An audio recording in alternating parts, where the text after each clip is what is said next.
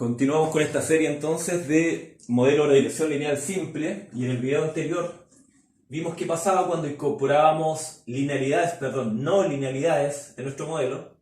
En nuestro modelo lineal, recordemos que es lineal en los parámetros beta 1 y beta 0, más no necesariamente en las variables y x. Revisamos 3 casos, pero en general por lógica tenemos 4 casos posibles. Cuando aplicamos el logaritmo, tenemos el caso en que ninguna de las variables está en logaritmo, tenemos en la que x está en logaritmo y está en nivel le vamos a llamar cuando esté en la unidad de medición cualquiera en la que se haya especificado. Entonces tenemos el otro caso en el que solo y está en logaritmo y x está en nivel, y luego tenemos el modelo log-log. ¿Ya? También dijimos que cuando tenemos la y en logaritmo y tenemos la x en nivel, hablábamos de una semi-elasticidad, porque esto había que multiplicarlo por 100 para interpretar esto como un cambio porcentual. Y cuando teníamos ambos logaritmos, la interpretación es literal como una elasticidad. Por lo tanto, este es un modelo de elasticidad constante, donde beta 1 pasa a ser la elasticidad porque es un cambio porcentual definido en sí misma. ¿Ya? Todo eso lo explicaba en el video anterior. Entonces, en resumen, tenemos estos 4 casos posibles.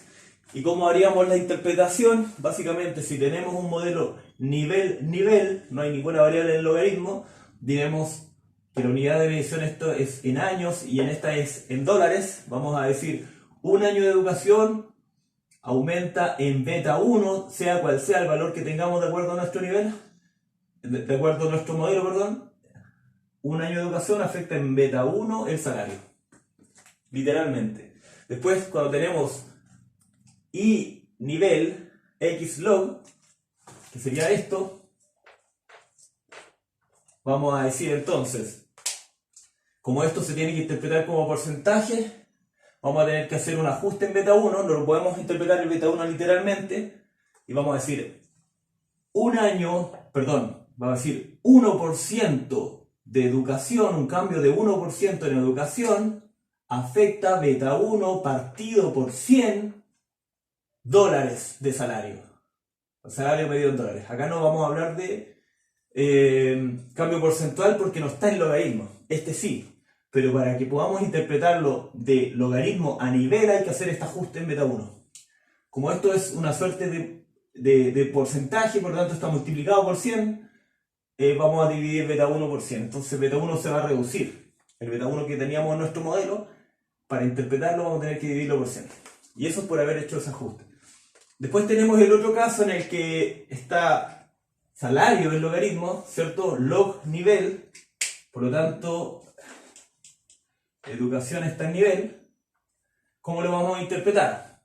Vamos a decir, y este ejemplo sí lo vimos anteriormente, vamos a decir, un cambio de un año en educación, porque no está en logaritmo, se puede decir con porcentaje, entonces un cambio de un año en educación representa...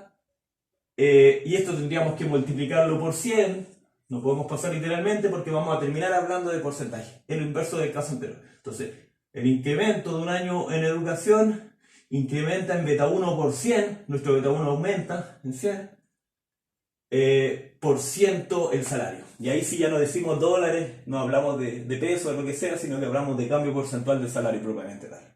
Pero haciendo este ajuste en beta 1. Es lo inverso al anterior. Y por último, si ambos estuvieran en logaritmo, vamos a decir lo siguiente.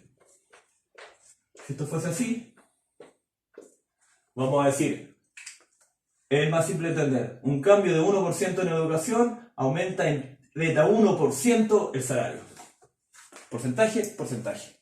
Y ese sería como el resumen de lo que vimos anteriormente, las no linealidades, y que en términos gráficos, que también es importante, cuando teníamos, por ejemplo, log salario y lo demás lo teníamos en nivel, beta 1 educación, cambia la forma gráfica en la que observamos nuestro modelo. Nosotros estamos acostumbrados a verlo así. Lo hemos dicho en reiteradas ocasiones, y acá están, ¿cierto?, los datos distribuidos donde la recta pasa por los promedios. Pero acá es distinto porque como logaritmo está en salario, la forma de nuestra recta va a ser más bien algo así. Tendría un intercepto acá, por ejemplo, que sería fuertemente al principio y después sería reduciendo. Sería una curva de rendimientos decrecientes. Al principio crece mucho y eso va perdiendo fuerza a medida que se incrementa x.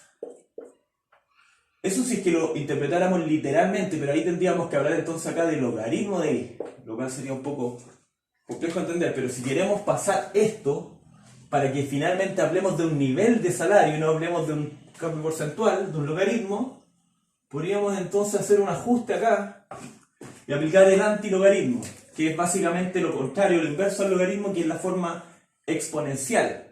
Entonces esto es lo mismo que decir salario igual exponente beta 0 más beta 1 educación.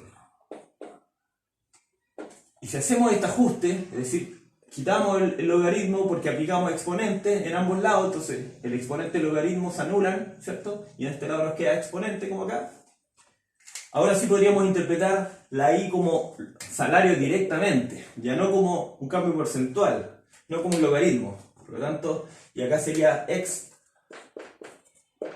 y básicamente el rendimiento sería la curva, sería de esta forma, lo inverso a la anterior. Entonces, al principio el salario aumentaría poco, pero mientras más años de educación, ¿cierto? Mientras más años de educación, los últimos años de educación premian más.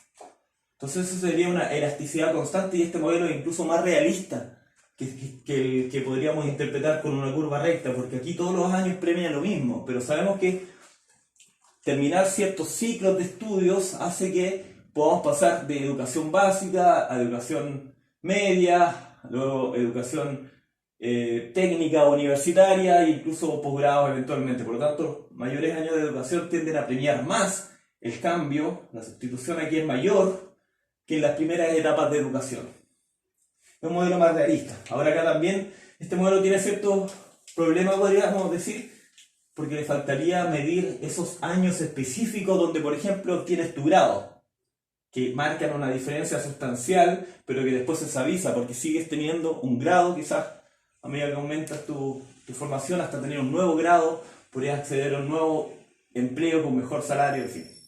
Pero sigue siendo un modelo mucho más realista que una línea recta. ¿Y qué vamos a hablar a continuación? Esto es lo que entonces resumiría lo que hablamos anteriormente, y ahora vamos a hablar, volver a nuestros estimadores beta 0, estimadores, gorro, ¿cierto? Vamos a hablar de ello directamente, y beta 1. Y podemos hablar ahora entonces de una propiedad de los estimadores, que es la propiedad de insesgadez. ¿Cómo podemos definir una insesgadez? Básicamente, si tenemos un parámetro cualquiera, ¿cierto? La esperanza de ese parámetro,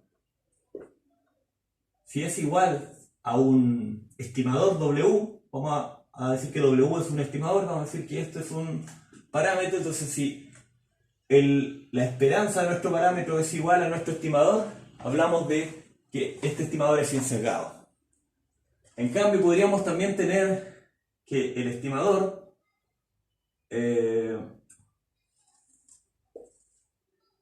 tiene un sesgo, por ejemplo un bias, sesgo en inglés. Si tenemos que, o lo que sería lo mismo que el estimador es igual al parámetro menos el sesgo.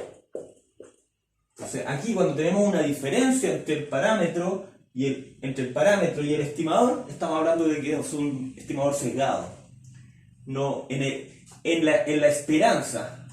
De hecho acá, en estricto rigor, esto es la esperanza.